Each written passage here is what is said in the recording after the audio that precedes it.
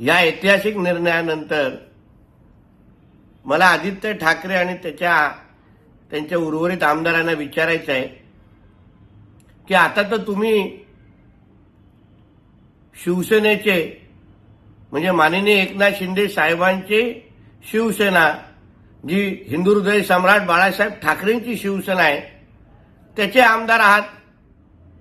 कारण का निकालानुसार खरी शिवसेना म्हणजे एकनाथ शिंदे साहेबांची आहे.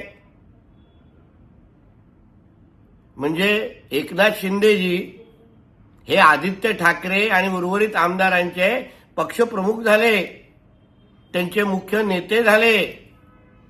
मग आता त्यांनी बजावलेला व्हीप ह्यांना मान्य करायलाच लागेल, ऐकायलाच लागेल.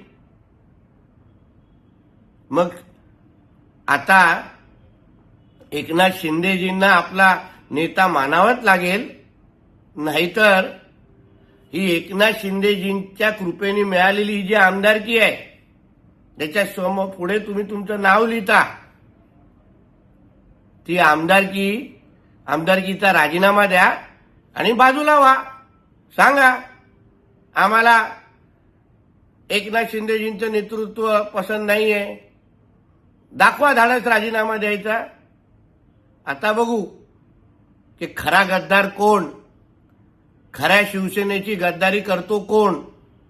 आता ह्याचं उत्तर येणाऱ्या दिवसात महाराष्ट्राला निश्चित पद्धतीने भेटेल.